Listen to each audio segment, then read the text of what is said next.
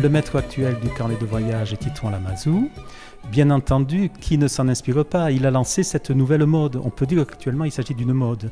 Mais n'oublions pas les anciens, ceux qui ont créé le carnet de voyage, à commencer par Marco Polo. Il y a aussi Eugène Delacroix, bien entendu. Mais on ne pense pas toujours aux explorateurs comme Paul-Émile Victor, ou alors le père de Foucault ou Laurence d'Arabie.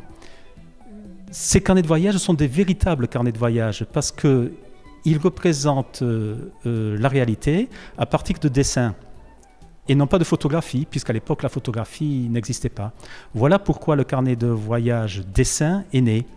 J'ai tourné en 1990 un reportage sur le carnaval de Venise et j'ai repris des images de cette vidéo. J'ai capturé et j'ai fait des dessins à partir de ces images. Contrairement au carnet de voyage habituel, d'habitude, on a un carnet dans sa poche, sur place, on dessine, on prend des notes, etc.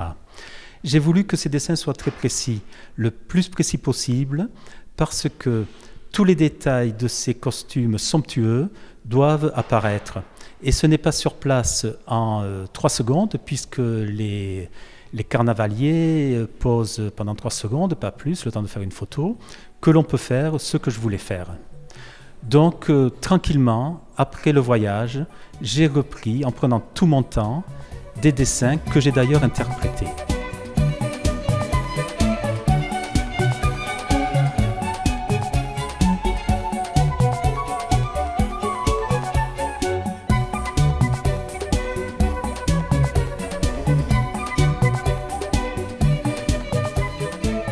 Si le carnet de voyage se veut documentaire, il faut qu'il représente la réalité.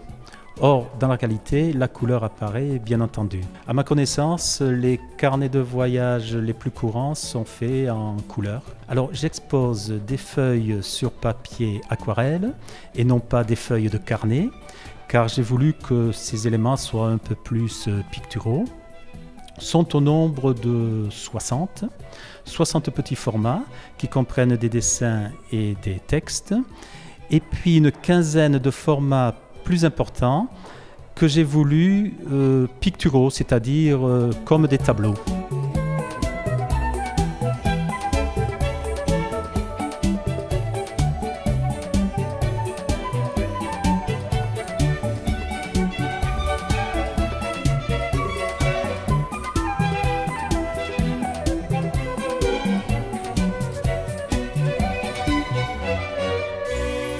Dans des vitrines, on peut voir certains éléments du début. Mon tout premier carnet, j'avais 15 ans lorsque je l'ai réalisé. Mon carnet actuel qui se veut journal à la fois. Mes carnets de vacances, mon matériel.